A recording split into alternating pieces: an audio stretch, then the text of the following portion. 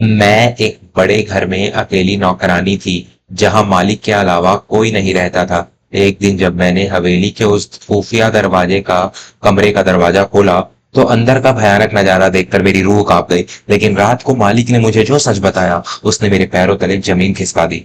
नमस्कार दोस्तों, मैं विवेक वर्मा आपका अपने चैनल वर्मा स्टोरीज में आपका हृदय से स्वागत करता हूं। दोस्तों, बंद दरवाजों के पीछे अक्सर ऐसे रहस्य छिपे होते हैं जिनकी हम कल्पना भी नहीं कर सकते। हम कभी कभी उन लोगों से सबसे ज्यादा खौफ खाते हैं जो असल में हमारे सबसे बड़े रक्षक होते हैं। जीवन की भूल भुलैया में कई बार जो चीजें हमें किसी भयानक साजिश का हिस्सा लगती हैं, उनके पीछे एक ऐसा मर्मस्पर्शी और रुला देने वाला सच छिपा होता है जो हमारे सोचने के नजरिए को हमेशा के लिए बदल देता है।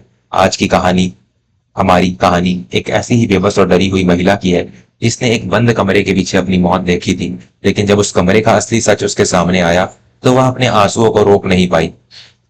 यह कहानी कल्याणी नाम की एक अत्यंत साधारण और दुखियारी महिला की है। कल्याणी का जीवन दुखों की एक ऐसी लंबी दास्तान था जिसमें सुख की परछाई तक नहीं थी। बहुत छोटी उम्र में ही कल्याणी का विवाह माधव नाम के एक युवक से कर दिया गया था। माधव शहर में रहकर मजदूरी करता था, लेकिन वह शराब और जुए की भयंकर लत का शिकार था। कल्याणी ने अपने वैवाहिक जीवन में प्रेम का एक शब्द नहीं सुना था, बल्कि उसे रोज अपने पति के हाथों शारीरिक और मानसिक प्रताड़ना का सामना करना पड़ता था। माधव अक्सर नशे में धुत होकर घर आता, कल्याणी को बेरहमी से पीटता और घर का सारा राशन बेचकर जुए में उड़ा देता। कल्याणी चुपचाप आंसू पीकर रह जाती, क्योंकि इस दुनिया में उसका कोई मायका या सहारा नहीं था। लेकिन एक रात माधव अत्यंत नशे की हालत में सड़क पार कर रहा था और एक तेज रफ्तार ट्रक ने उसे कुचल दिया। माधव की उसी समय मृत्यु हो गई। कल्याणी के जीवन से माधव रूपी राक्षस तो चला गया, लेकिन वह अपने पीछे कल्याणी के लिए हजारों रुपयों का कर्ज और एक भयानक अकेलापन छोड़ गया। कर्जदारों ने कल्याणी का छोटा सा मकान भी छीन लिया। दर दर की ठोकरें खाने के बाद कल्याणी एक अनाथालय में शरण लेने को मजबूर हो गई। उसी अनाथालय की संचालिका ने कल्याणी को शहर से बहुत दूर पहाड़ों के बीच स्थित एक बहुत बड़ी पुरानी हवेली के में काम करने का प्रस्ताव दिया। कल्याणी शहर से दूर देवगढ़ की पहाड़ियों में ठाकुर बलवंत सिंह जी की एक बहुत विशाल हवेली है। ठाकुर साहब बहुत ही रईस और सम्मानित व्यक्ति हैं, लेकिन वे उस हवेली में बिल्कुल अकेले रहते हैं। उन्हें घर की साफ सफाई और भोजन बनाने के लिए एक भरोसेमंद महिला की आवश्यकता है। वहां तुम्हें वेतन भी बहुत अच्छा मिलेगा और रहने के लिए एक सुरक्षित छत भी मिल जाएगी। कल्याणी के पास मना करने का कोई कारण नहीं था। उसने अपना छोटा सा झोला उठाया और देवगढ़ की उस धुंध भरी वादियों में स्थित उस विशाल हवेली में पहुंच गई। हवेली सच में किसी पुराने महल जैसी थी। ऊंची ऊंची दीवारें, लकड़ी की नक्काशीदार छतें और चारों तरफ फैला हुआ एक अजीब सा सन्नाटा। ठाकुर बलवंत सिंह की उम्र लगभग 65 वर्ष रही होगी। वे लंबे रौबदार और बहुत ही गंभीर स्वभाव के व्यक्ति थे। उनके चेहरे पर हमेशा एक गहरी उदासी छाई रहती थी। कल्याणी को हवेली में काम करते हुए कुछ दिन बीत गए। उसने महसूस किया कि ठाकुर साहब बाहर से जितने कठोर दिखते हैं, अंदर से उतनी ही दयालु हैं। उन्होंने कल्याणी को कभी एक नौकरानी की तरह नहीं देखा। वे उसे बहुत ही आदर से बात करते, उसे हवेली के सबसे अच्छे कमरे में रहने की जगह दी थी और उसके स्वास्थ्य का भी पूरा ध्यान रखते थे। लेकिन उस विशाल हवेली में एक बात थी जो कल्याणी के मन में एक अजीब सा खौफ पैदा कर रही थी। हवेली के उत्तरी हिस्से में एक बहुत ही पुराना और भारी लकड़ी का दरवाजा था। उस दरवाजे पर हमेशा एक बड़ा सा लोहे का ताला लटकता रहता था। ठाकुर बलवंत सिंह ने पहले ही दिन कल्याणी को सख्त हिदायत दी थी, कल्याणी, इस घर में तुम कहीं भी आ जा सकती हो, लेकिन उत्तरी हिस्से के उस बंद कमरे की तरफ कभी मत जाना। वह कमरा मेरे लिए बहुत अहम है और मैं नहीं चाहता कि कोई भी उस कमरे की चौखट को पार करे। इस नियम को कभी मत तोड़ना। कल्याणी ने आज्ञाकारी बनकर हामी भर दी थी, लेकिन इंसान का स्वभाव ऐसा होता है कि जिस चीज से उसे रोका जाए, उसकी उत्सुकता उतनी ही बढ़ जाती है। कई बार रात के सन्नाटे में कल्याणी को उस बंद कमरे के अंदर से किसी के कराहने या जंजीरों के खनकने की हल्की हल्की आवाजें महसूस होती थी। कल्याणी डर के मारे अपने कमरे में छिप जाती थी। महीने बीतते गए। एक दिन सुबह सुबह ठाकुर बलवंत सिंह को किसी बहुत ही जरूरी काम से शहर जाना पड़ा। वे इतनी जल्दबाजी में निकले कि अपनी चाबियों का गुच्छा खाने की मेज पर ही भूल गए। कल्याणी जब मेज की सफाई कर रही थी, तो उसकी नजर उस भारी चाबियों के गुच्छे पर पड़ी। उसमें एक बहुत ही पुरानी और बड़ी सी लोहे की चाबी थी। कल्याणी का मन तेजी से धड़कने लगा। उसे पता था कि यह उसी बंद कमरे की चाबी है। उसके दिमाग में कई भयानक विचार आने लगे। क्या ठाकुर साहब ने अंदर किसी को कैद करके रखा है? क्या वो रात के अंधेरे में कोई काला जादू या तांत्रिक विद्या करते हैं? उन जंजीरों की आवाजों का राज क्या है? आज हवेली में कोई नहीं था। कल्याणी की उत्सुकता ने उसके डर को हरा दिया। उसने कांपते हाथों से वह चाबियों का गुच्छा उठाया और दबे पांव उत्तरी हिस्से के उस गलियारे की तरफ बढ़ गई। वहां बहुत अंधेरा था। कल्याणी ने उस बड़ी सी चाबी को ताले में लगाया। ताला एक भारी आवाज के साथ खुल गया। कल्याणी ने धड़कते हुए दिल के साथ उस भारी दरवाजे को धक्का दिया। दरवाजा चरमराहट की आवाज के साथ खुला कमरे के अंधेरे अंदर एकदम अंधेरा था और एक अजीब सी सीलन और दवाइयों की बदबू आ रही थी। कल्याणी ने दीवार टटोल कर बत्ती जलाई और बत्ती जलते ही कल्याणी के सामने जो नजारा आया उसे देखकर उसकी चीख गले में ही अटक गई। उसके पैरों तले से पूरी जमीन खिसक गई और उसका पूरा शरीर बर्फ की तरह ठंडा पड़ गया। वह कोई आम कमरा नहीं था। उस कमरे की दीवारों पर गद्दे पैडिंग लगे हुए थे, जैसे किसी पागल खाने में होते हैं ताकि कोई अपना सिर दीवार पर न मार सके।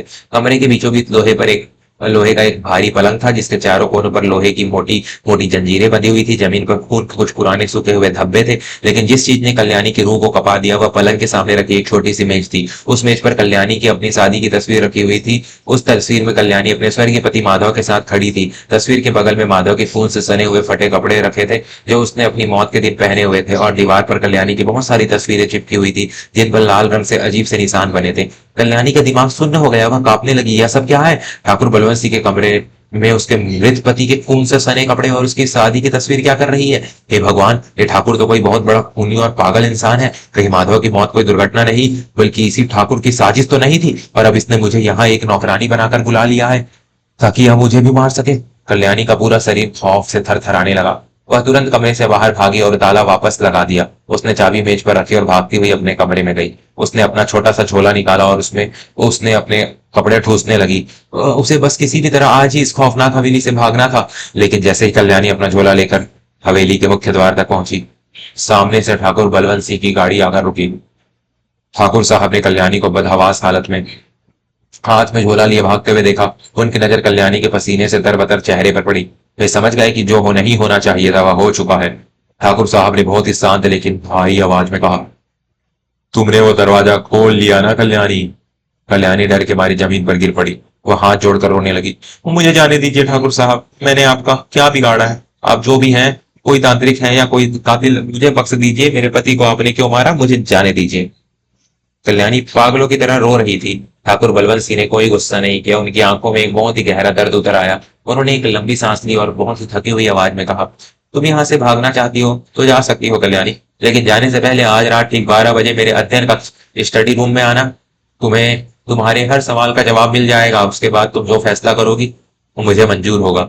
यह कहकर ठाकुर साहब अपने कमरे में चले गए। कल्याणी दिन भर डर के मारे अपने कमरे में सिकुड़ी रही, लेकिन उसे सच्चाई जाननी थी कि आखिर उसके स्वर्गीय पति का इस अमीर ठाकुर से क्या संबंध था। रात के ठीक 12 बजे हवेली में सन्नाटा पसरा हुआ था। कल्याणी कांपते कदमों से ठाकुर बलवंत सिंह के अध्ययन कक्ष के बाहर पहुंची। दरवाजा खुला था। अंदर केवल एक छोटी सी मेज की बत्ती जल रही थी। ठाकुर बलवंत सिंह अपनी कुर्सी पर बैठे थे और उनके हाथों में माधव और कल्याणी की वही शादी की तस्वीर थी। ठाकुर साहब की आंखों में आंसुओं की धारा बह रही थी। कल्याणी झिझकते हुए अंदर आई।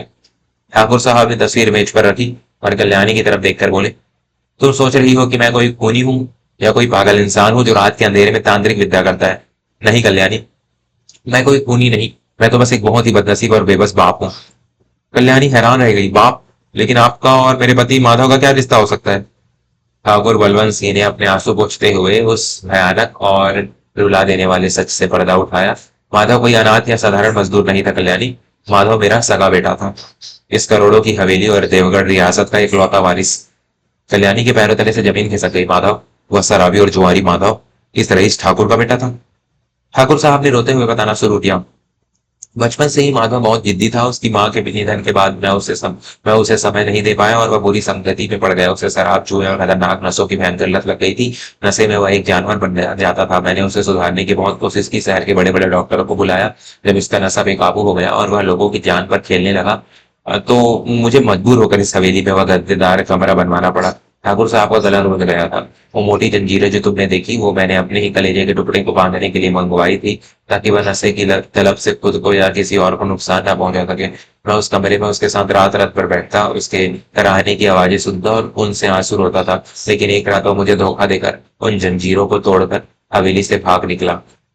कल्याणी बुद्ध बनकर यह सब सुन रही थी। मैंने उसे पूरे देश में खोजा। कई सालों बाद मुझे पता चला कि वह शहर की एक गरीब बस्ती में रह रहा है। मैंने अपने जासूसों को उसके पीछे लगाया। तब मुझे पता चला कि उसने अनाथालय से तुम्हारी जैसी एक भोली भाली और बेसहारा लड़की से शादी कर ली है। ठाकुर साहब अपनी जगह से उठे और कल्याणी के सामने हाथ जोड़कर खड़े हो गए। कल्याणी, मुझे पता था कि मेरा बेटा तुम्हारे साथ क्या सुलूक कर रहा है। मुझे पता था कि वह तुम्हें रोज पीटता है और तुम्हारी जिंदगी नरक बना चुका है।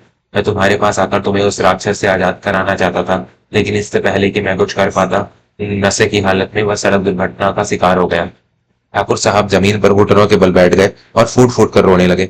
जब मैं अस्पताल पहुंचा, तब तक वह मर चुका था। मैं एक अभागा बाप हूं कल्याणी, जो अपने ही बेटे की चिता को आग देने के लिए लोगों से छिपकर गया था। मैंने ही अस्पताल के कर्मचारियों को पैसे देकर उसके वो खून से सने कपड़े उस कमरे में सजा लिए थे, ताकि मैं रोज खुद को यह याद दिला सकूं कि मैं एक नाकाम बाप हूं। कल्याणी के गालों पर भी आंसुओं की नदी बह निकली। उसे उस बूढ़े और अकेले इंसान की बेबसी पर बहुत तरस आ रहा। ठाकुर साहब ने रोते हुए आगे कहा, मेरे बेटे के पापों की वजह से तुम्हारा पूरा जीवन तबाह हो गया कल्याणी। तुम दर दर की ठोकरें खाने पर मजबूर हो गई। मैं तुम्हारे सामने जाकर तुम्हारी मदद करना चाहता था, लेकिन मुझे डर था कि अगर तुम्हें पता चल गया है कि मैं उसी राक्षस का बाप हूँ जिसने तुम्हारी जिंदगी बर्बाद की है, तो तुम नफरत से मेरे मुंह पर थूक दोगी और मेरी मदद कभी स्वीकार नहीं करोगी। ठाकुर साहब ने अपने दोनों हाथ कल्याणी के सामने फैला दिए। इसलिए मैंने उस अनाथालय की संचालिका से झूठ बोलकर तुम्हें एक नौकरानी के रूप में यहाँ बुलवा लिया। मैं बस इतना चाहता था कि मैं तुम्हें वो इज्जत, वो छत और वो सुख दे सकूं जो मेरा बेटा तुमसे छीन कर ले गया। मैं अपनी बाकी की जिंदगी तुम्हारी सेवा करके अपने बेटे के पापों का प्रायश्चित करना चाहता था। अगर तुम चाहो तो अभी मुझे पुलिस के हवाले कर सकती हो या यहाँ से जा सकती हो। कमरे में एक भारी सन्नाटा छा गया। केवल दो लोगों के रोने की आवाजें गूंज रही थी। कल्याणी का सारा डर, सारा भ्रम अब आंसुओं में बह चुका था। जिस इंसान को वह एक खौफनाक कातिल समझ रही थी, वह असल में एक ऐसा पिता था जो अपने बेटे के पापों को धोने के लिए अपनी बहू को बिना बताए उसके अधिकारों से नवाज रहा था। कल्याणी ने तुरंत आगे बढ़कर ठाकुर बलवंत सिंह के हाथ पकड़े और उन्हें जमीन से उठाया। नहीं बाबूजी, आप मेरे पैरों में मत गिरिए। आप कोई कातिल नहीं, आप तो साक्षात एक देवता हैं। कल्याणी ने रोते हुए ठाकुर साहब को गले लगा लिया।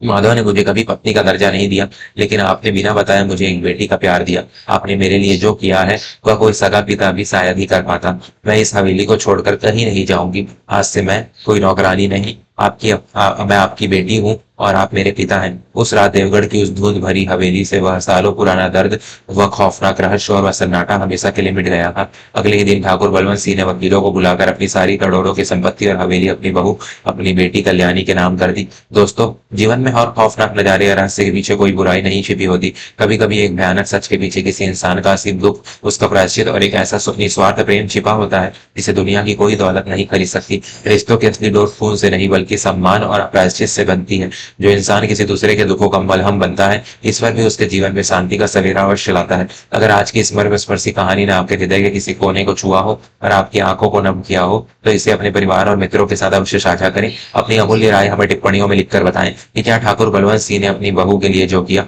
वह सही था। मैं विवेक वर्मा जल्द ही मिलूंगा आपसे एक और नई मर्मस्पर्शी और प्रेरणादायक कहानी के साथ। तब तक के लिए अपनों के दर्द को समझें, सच्चाई का साथ दें और जीवन में हमेशा खुश रहें। धन्यवाद।